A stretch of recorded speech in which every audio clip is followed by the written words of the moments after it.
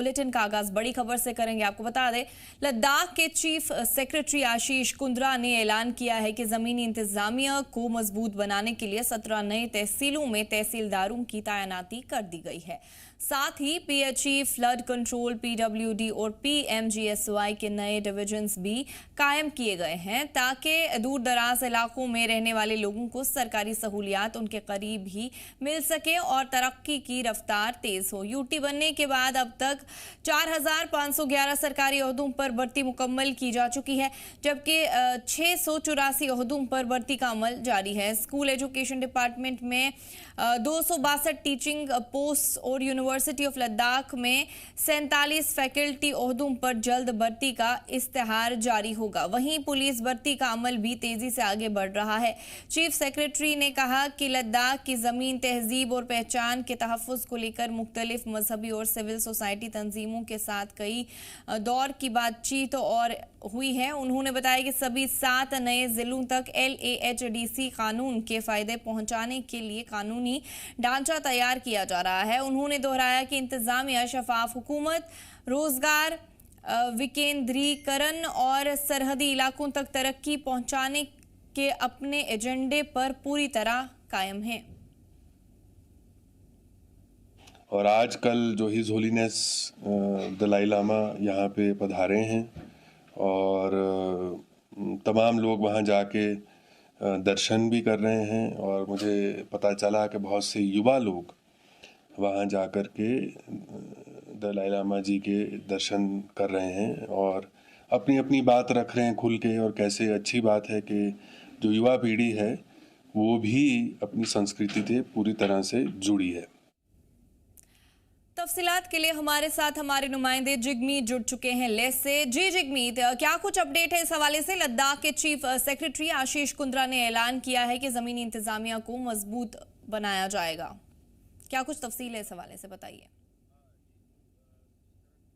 जो है ये LG द्वारा जो है जहाँ पर उन्होंने ये अप्रूव किए थे कि लद्दाख में जो 17 जो नए जिलों को उन्होंने अप्रूव की थी और ये पहले जो नेबार्ड थे और अब जो है इनको जो तहसील का जो दर्जा मिला है। अब कुल जो तहसीलों की अगर संख्या की बात करें तो 15 से अभी बढ़कर जो है 32 हो गई है। यह फैसला जो रिसेंटली जो उपराज्यपाल द्वारा ये अप्रूव की हुई। कहा यह जा रहा है कि इससे लोगों को जो सरकारी सेवाएं लेने के लिए जो दूर नहीं जाना पड़ेगा, जो जमीनी निर्माण या तो राज्य सेवा जो दूसरे काम और स्थानीय जो काम होते हैं वो नजदीक हो सकेगा। यह कदम हाल ही में जो बनाए गए 5 जिलों को मद्देनजर रखते हुए दिया गया। और कल जिस तरह से चीफ सेक्रेटरी जो है प्रेस कॉन्फ्रेंस कर रहे थे जिसमें अलग अलग रिसेंटली डेवलपमेंट को लेकर वो बात करे, तो उन्होंने ये भी कहा है कि बहुत जल्द जो है LHDC एक्ट के तहत जो 7 जिलों में जो है LHDC भी जो है बहुत जल्द बनेंगे। जी जिगमीत, साथ में जानकारी ये भी आ रही है कि साथ ही अगर हम बात करें तो पीएचई, फ्लड कंट्रोल, पीडब्ल्यूडी और पीएमजीएसवाई के नए डिविजन्स भी कायम किए गए हैं। क्या कुछ अपडेट है उस हवाले से? जी, रिसेंटली कल जिस तरह से LG द्वारा एक ट्वीट आई गई जहां पर यह कहा गया इस तरह की जो डिपार्टमेंट जो है बहुत जल्द जो है बनाए जाएंगे, जिससे लोगों को दूर दराज जो जैसे कि पहले जो लेह में आते थे उसी तरह जो कारगिल में तो कारगिल जो मेन डिवीजन था वहां पर आते थे, तो अभी जो अलग अलग स्थान पे जो अभी रिसेंटली जो नए डिस्ट्रिक्ट की अप्रूव की गई थी, बने गए थे, वहां पर ही लोगों को जमीनी स्तर पर जो है अपनी जो है ग्रीवेंसेस जो सॉल्व करने का एक जो डोर स्टेप पे जो है गवर्नेंस मिलती है। जी जिगमीत, आखिर में एक मुख्तसर सा जवाब दीजिएगा कि अहम सवाल आपसे जानना चाहते हैं, वो ये है कि यूटी बनने के बाद अब तक अगर हम सरकारी ओहदों की बात करें तो कितने ओहदों पर भर्ती मुकम्मल की जा चुकी है? जिस तरह से कल चीफ सेक्रेटरी द्वारा ये आंकड़े जो बताए गए थे कि यूटी बनने के बाद किस तरह से जो है रिक्रूटमेंट की गई है, युवाओं को किस तरह से जो है एक मौका मिला है। जी चलिए जिगमीत, हमारे साथ जुड़ने के लिए और तफसीलात फराहम करने के लिए आपका बहुत बहुत शुक्रिया। बदरवा के बलेसा इलाके में उस वक्त मातम का माहौल पैदा हो गया जब Balesa Chenab premiere league season 3 के दौरान एक 23 साला क्रिकेटर की मैदान पर ही तबीयत बिगड़ गई। कुलसरी के रहने वाले सुहेल फुरकान वर्ल्ड फयाज गनी मैच के दौरान बॉलिंग कर रहे थे कि अचानक मैदान पर गिर पड़े। उन्हें फौरन नजदीकी अस्पताल ले जाया गया, जहां डॉक्टर्स ने उन्हें मुर्दा करार दे दिया। इब्तिदाई मालूमात के मुताबिक सुहेल फुरकान की मौत की वजह मुश्तबा हार्ट अटैक बताई जा रही है। ताहम मौत की असली वजह मेडिकल जांच और ऑफिशियल तस्दीक के बाद ही साफ हो सकेगी। इस दर्दनाक हादसे से बालेसा, बदरवा और पूरे डोडा जिले में गम की लहर दौड़ गई है। खिलाड़ियों, शायकीन और खेल नाजरीन ने नौजवान क्रिकेटर के इंतकाल पर गहरे दुख का इजहार किया है। जिला डोडा का दूर दराज का इलाका गुंदो बलेसा और गुंदो बलेसा का जो स्पोर्ट्स स्टेडियम है, पिछले कुछ टाइम से हम देख रहे हैं कि गुंदो बलेसा का जो स्पोर्ट्स स्टेडियम है वहां पे टूर्नामेंट बड़े पैमाने पे चल रहे हैं और बहुत सारी टीमों ने इस टूर्नामेंट में हिस्सा लिया। और अगर हम आज की बात करें तो आज के दिन भी वहां पे टूर्नामेंट चल रहा था, दो टीमें आपस में खेल रही थी और एक प्लेयर की वहां पे मौत हुई है। और आपको बताना चाहेंगे जिस प्लेयर की मौत हुई है इसका नाम जो है सुहेल फुरकान बताया जा रहा है। लगभग इसकी एज 23 साल है, बदरवा के कुलछाड़ी इलाके का रहने वाला है। और आपको बताना चाहेंगे ये टूर्नामेंट लाइव चल रहा था और जो हमने देखा इसमें साफ तौर पे आप देख सकते हैं कि किस तरह से एक प्लेयर जो है वो बॉलिंग कर रहा है और बॉलिंग के दौरान इस शख्स को कुछ ऐसा फील हो रहा है कि मुझे कुछ तबीयत खराब हो रही है।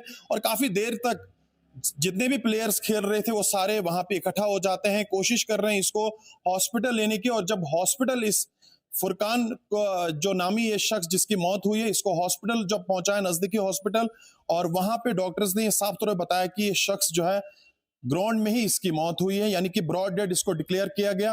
हालांकि पुलिस बड़े पैमाने पे इन्वेस्टिगेट इस पूरे मामले को कर रही है और जो लोग खेल रहे थे उनसे भी पूछताछ जरूर कर रही है। मगर पुलिस से जो हमारी बातचीत हुई, जो वहां के सीनियर ऑफिसर हैं, उन्होंने ये साफ तौर पे कहा कि ये शख्स जो है ग्राउंड में ही इसकी मौत हुई थी। फिलहाल लवाकिन को बुलाया गया है और फैमिली के हवाले भी कुछ देर के बाद इस शख्स को किया जाएगा। जी मीडिया के लिए वसीम गत्तू, डोडा।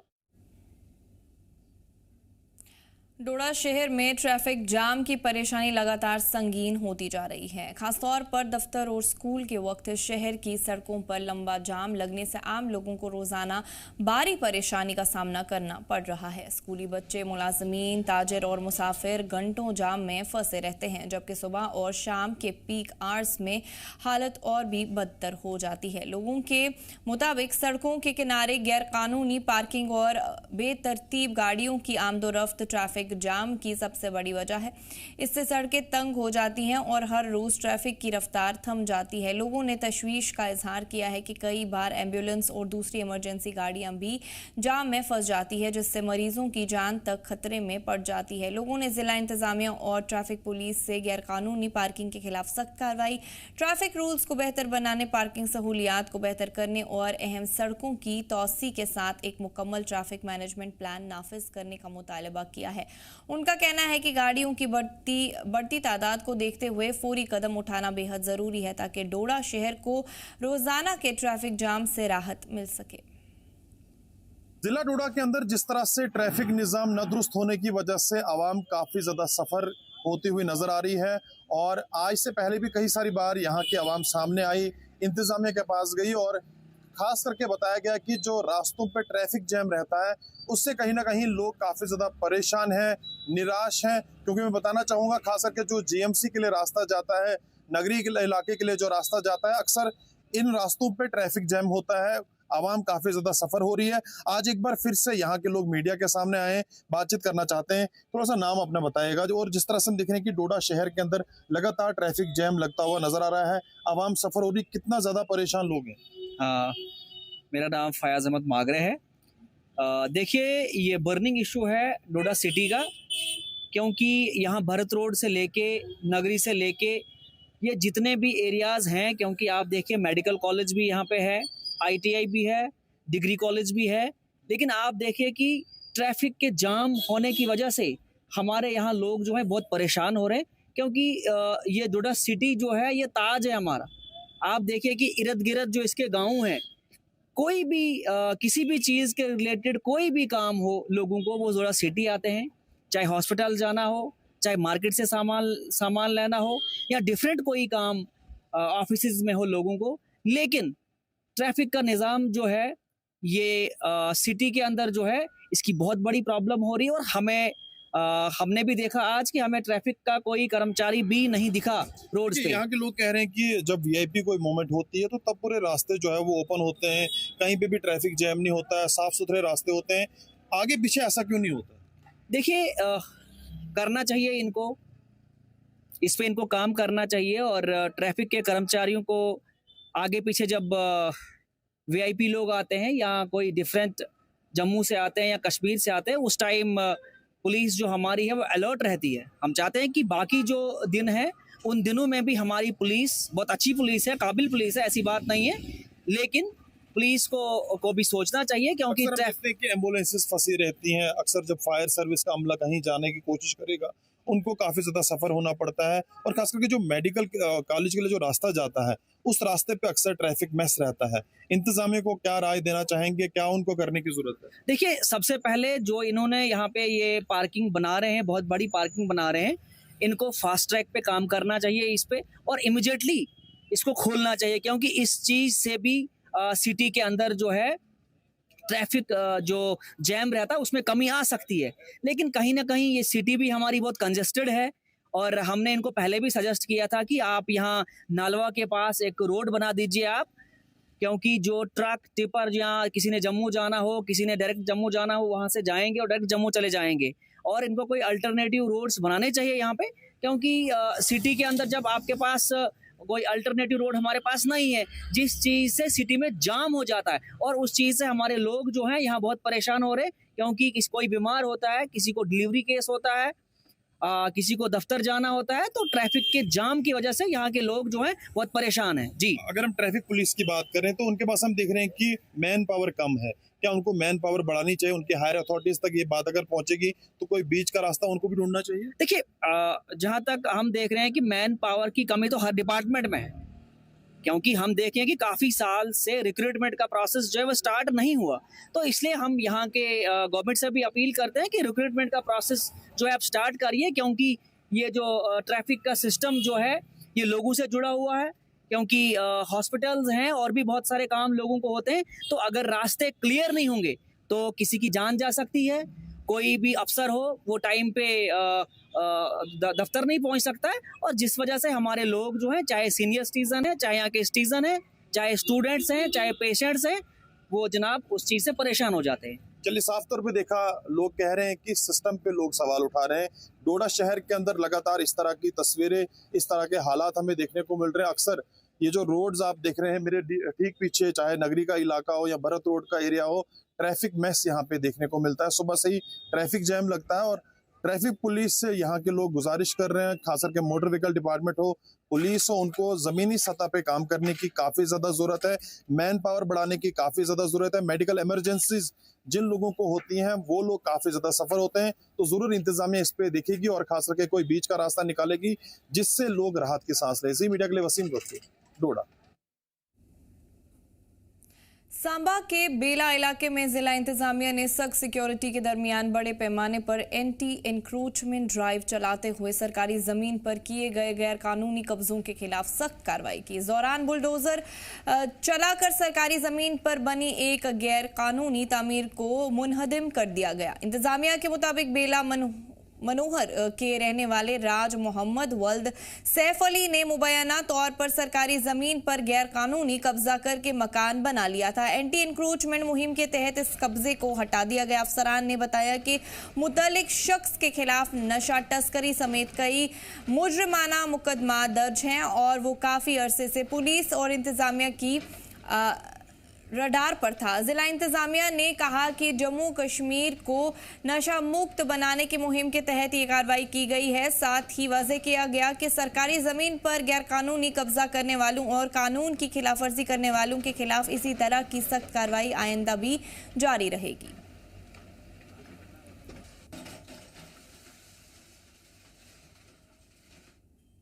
सांबा जिले के रामगढ़ में एमएलए डॉक्टर देवेंद्र कुमार मानियाल ने नगर पालिका कमेटी इलाके में करीब 9 करोड़ रुपए की लागत से मुख्तलिफ डेवलपमेंट प्रोजेक्ट्स का इफ्तिताह किया। इस मौके पर उन्होंने कहा कि इन प्रोजेक्ट्स के मुकम्मल होने से सड़कों, नालियों, जल निकासी और दूसरी बुनियादी सहूलियातों में बड़ा सुधार देखने को मिलेगा, जिससे लोगों को सीधा फायदा होगा। एमएलए डॉक्टर मनियाल ने कहा कि हुकूमत इलाके में तरक्की और आम लोगों को बेहतर बुनियादी सहूलियात मुहैया कराने के लिए लगातार काम कर रही है। प्रोग्राम में नगर पालिका कमेटी के अफसरान, नुमाइंदे और बड़ी तादाद में लोग मौजूद रहे। जो बरसात का पानी, लोगों के घरों का पानी, उसको भी कहीं उसका जो आउटपुट है वो कहीं नहीं था, डिस्पोजल नहीं था। आज इन दोनों कामों को लगभग 9 करोड़ रुपए की लागत से यहाँ उसका फाउंडेशन यहाँ हमने रखा है। एक काम जो है वो हॉस्पिटल से लेके चौई तक ड्रेन है और हॉस्पिटल की रोड है। दूसरा वो 4 करोड़ 50 लाख का है। दूसरा काम इतनी ही लागत का 4.5 करोड़ का, वो बंदराल का नाला है जो पूरे बंदराल का जो कालियां से पानी आता है, उस पूरे पानी को जो है उसका डिस्पोजल किया जाएगा प्रॉपर तरीके से। बड़ा एक नाला जो है वो उसमें बनेगा। इन दोनों नालों के बनने से रामगढ़ के अंदर जो वाटर लॉगिंग होती है बरसात में, इससे बहुत बड़ी राहत जो है लोगों को मिलेगी। राजौरी जिले के सरहदी इलाकों के लिए एक बड़ी राहत की खबर सामने आई है। जम्मू और कश्मीर सरकार ने directorate of health services Jammu के जरिए डूंगी ब्लॉक के आयुष्मान आरोग्य मंदिर PHC कलार छतियार में इजाफी ब्लॉक और स्टाफ क्वार्टर्स की तामीर को मंजूरी दे दी है। करीब 2 करोड़ 70 लाख रुपए की लागत वाली इस प्रोजेक्ट की तामीर PWD पीर पंजाल जोन की निगरानी में की जाएगी। LOC के करीब वाक़ई ये हेल्थ सेंटर दर्जनों पंचायतों और हजारों लोगों के लिए इलाज का अहम मरकज है। सरहद पार गोलाबारी और दूसरे हंगामी हालात के दौरान यही हॉस्पिटल जख्मियों और इमरजेंसी मरीजों के लिए पहली मेडिकल सहूलत साबित होता है। लोगों ने इस फैसले का इस्तकबाल करते हुए राजौरी के MLA इफ्तिखार अहमद का शुक्रिया अदा किया। उनका कहना है कि MLA की लगातार कोशिशों और सरकार के साथ पैरवी की बदौलत लंबे अरसे से पेंडिंग ये प्रोजेक्ट मंजूर हुई है, जिससे सरहदी इलाकों में हेल्थ सर्विसेज और मजबूत होंगी। ये जो यहाँ पे 2 करोड़ 70 लाख रुपए सैंक्शन हुआ है, इससे PHC को और बड़ा करने के लिए कितना फ़ायदा पहुँचा? सर बहुत ज़्यादा फ़ायदा मिल गया। कम से कम 48 गांव हैं जो कि उनका ये PHC कलर चटियाड़ है, तो इसमें ये बिल्डिंग बनने से बहुत फ़ायदा मिलेगा और क्वार्टर भी रहने का, फिर रात को भी यहाँ रहेंगे तो उससे बहुत फ़ायदा मिल जाएगा। जो आप लोग यहाँ पे रहते हो, पहले यहाँ से आपको रेफर कर दिया जाता था, रात को यहाँ पे डॉक्टर्स के रहने की जगह नहीं थी, पेशेंट को सफ़र होना पड़ता था। लेकिन जब ये पैसा लग जाएगा यहाँ पे और बिल्डिंग्स बनेंगी, कितना राहत मिलेगी? सर बहुत ज़्यादा फ़ायदा मिल जाएगा, क्योंकि यहाँ से रजौरी जाएंगे, रजौरी से जम्मू भेजेंगे, तो यहाँ अगर डॉक्टर होंगे तो कुछ ना कुछ एक्सीडेंट होता है, कोई रात को लेडीज़ बीमार हो जाती, तो बहुत ज़्यादा फ़ायदा मिल जाएगा। स्टाफ के लिए जो क्वार्टर हैं वो सैंक्शन हुए हैं कल्लर चटियाड़ के लिए 2,70 करोड़ के वो समथिंग है, तो उसके लिए मैं पूरी जो हमारी टीम है उसका तहे दिल से शुक्रगुजार करता हूं। और ख़ासकर इस सीमावर्ती इलाके की जैसे आपने बात की है, बॉर्डर का एरिया है, लोग जो बॉर्डर पे रहते हैं, कभी माइन ब्लास्ट हो जाता है, कभी क्रॉस बॉर्डर शेलिंग है, कुछ है, उसकी वजह से लोगों को बड़ी दिक्कत बनती थी हेडक्वार्टर तक पहुँचने के लिए। तो उसके लिए मैं आवाम की तरफ से एडमिनिस्ट्रेशन को और खासकर MLA रजौरी का बहुत शुक्रगुजार हूँ कि जिन्होंने ये हमें एडिशनल ब्लॉक का जो है वो तोहफा हमें यहाँ पे दिया है कल्लर चटियाड़ को। रामबन जिले के बानेहाल में छतरों की गूंज मुहिम के तहत एक स्टूडेंट डायलॉग प्रोग्राम मुनक्किद किया गया, जिसमें तलबा ने तालीम और रोजगार से जुड़े अहम मसाइल को खुलकर उठाया। प्रोग्राम में कांग्रेस के सीनियर लीडर और कांग्रेस वर्किंग कमेटी के रुकन वकार रसूल वानी, दीगर पार्टी लीडरान, यूथ लीडरान और बड़ी तादाद में तलबा ने शिरकत की। प्रोग्राम के दौरान तलबा ने मुबैना पेपर लीक, इम्तिहानी बेकायदगियों, बेहतर तालीमी सहूलियातों की कमी और बढ़ती बेरोजगारी पर तशवीश का इजहार किया। उन्होंने कॉम्पिटिटिव एग्जाम्स में शफाफियत, भर्ती के अमल को साफ बनाने, तालीमी ढांचे को मजबूत करने और नौजवानों के लिए रोजगार के ज्यादा मौके पैदा करने का मुतालबा किया। इस मौके पर वकार रसूल वानी ने कहा कि नौजवानों का मुस्तकबिल एक भरोसेमंद और शफाफ तालीमी निज़ाम पर डिपेंड करता है। उन्होंने कहा कि हर स्टूडेंट को बराबरी का मौका और गैर जानिबदाराना इम्तिहान मिलना चाहिए। प्रोग्राम के आखिर में तलबा ने एग्जाम सिस्टम को साफ और शफाफ बनाने, बेहतर तालीम और नौजवानों के लिए मुस्तकबिल को महफूज बनाने को यकीनी बनाने पर जोर दिया। मोदी जी के 12 सालों में 72 बार पेपर लीक हुआ। जो हमारे बच्चे जो मेहनत करते हैं, जिनके माँ बाप अपना पैसा जोड़ते हैं, कोई कर्जा निकालता है, कोई गहना बेचता है, कोई जमीन बेचता है, अपने बच्चे को पढ़ाता है, उसको कोचिंग कराता है ताकि वो एग्जाम पास करे, इंजीनियर बने, डॉक्टर बने, और उसके बाद उसी का पेपर लीक हो जाता है।